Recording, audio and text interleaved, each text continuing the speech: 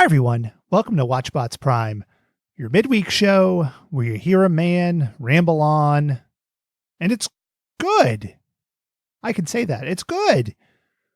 Bachelorette, it's hometown week. And for those who don't watch The Bachelorette, which I assume is most of you, it's the final four, and Hannah goes to their hometowns and meets with their families. So she doesn't see where they actually live, which would be more useful. She sees like where their parents live and they do activities.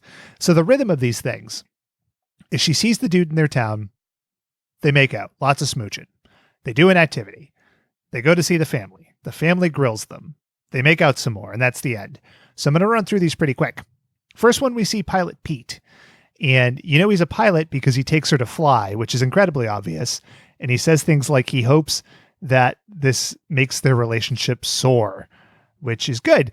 And I immediately thought of how I would apply that back to my own life. Like if I was on The Bachelorette, like I would take The Bachelorette to sit quietly in a room and say things like, maybe our relationship will fester.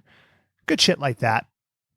She also sees Tyler, who's the jacked model looking guy, but he's got a heart of gold. And they go swimming and they're fucking rubbing lotion on each other and doing dancing to a calypso band because they're in Florida. It's wild. And then you get Luke, who's the psychopath we keep talking about.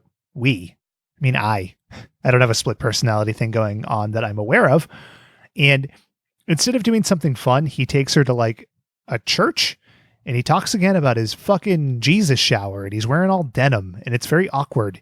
And all of the people he knows are just bombarding poor Hannah with assurances that this guy is great and everybody loves him. And it's just this bizarre cult of personality that I wish I could cultivate. I'm just saying.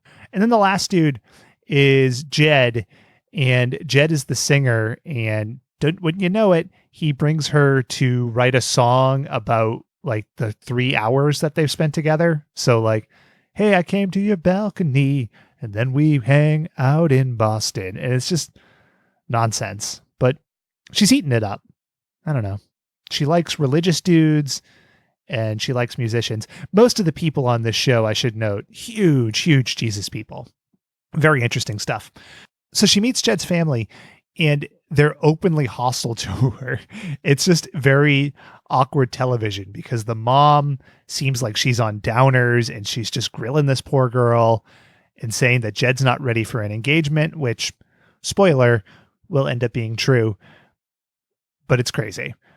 We get to the rose ceremony. So now, as I understand it, she has to cut one guy, right?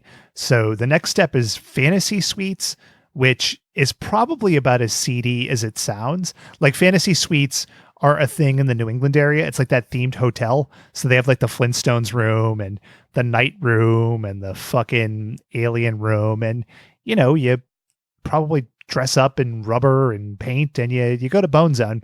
But I think it's supposed to be classier for the Bachelorette, but she has to cut a dude and she picks Peter and Tyler to go immediately, which makes sense. They're fucking hunks, but she has to cut one more guy. And then she very awkwardly stammers out of the room and laments to the host that she can't choose. She can't decide. And so all the guys are going to Bone Town, the fantasy suites. Maybe they don't all go to Bone Town. Live your life. I believe that, but it's kind of contrived. So we're getting pretty close to the end. I believe that next week is the big fight with Hannah and Luke, where she flips him off and talks about screwing in a windmill, which I support, but we'll get there. We'll get there. Speaking of getting there in a windmill, a pup named Scooby-Doo. I don't want to relitigate it, but I will say I did some research after the fact, and on this week's recording, I have a bombshell to drop that will rock Watchbots to its core. That's a big league tease for you. And another related story, because this is what we do. I was driving around in my car selling some electronics to a stranger from the internet, and the Guns N' Roses version of Live and Let Die came on. I might have talked about this before, but just a lot of cover songs. I don't get it. You know, it doesn't touch the Paul McCartney version. And longtime listeners of the show will know how much we appreciate James Bond theme songs on this show. It doesn't need to happen. Just fucking leave shit alone. And the other thing about Live and Let Die is it's bullshit that McCartney let Axl Rose and the crew cover it, but he wouldn't let Weird Al do Chicken Pot Pie. That's nonsense. Weird Al would treat it with nothing but respect, and I don't think that that's fair. Weird Al is the king of 80s and marketing himself just right and just getting in those little niche areas. And that leads us to this week's show. And we're doing something a little different this week. We talk a lot about cartoons, which no shit, that's the concept of the show, old TV shows, but we don't talk as much about things that are maybe just as important to the whole television infrastructure. And that is commercials. So we're spending this week taking a look at some of our favorite commercials from our childhoods. You know, bullshitting through them, doing what we do. Here's an example. Hey now kids, come gather around. See what just skipped into town. So skip it. Do run, do jump, do hop, hop.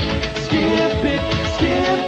Skipping and a screaming and a bop to bop. But the very best thing of all, there's a counter on this ball. So try to beat your very best score. See if you can jump a whole lot more. Skip it. Come on everybody, skip it.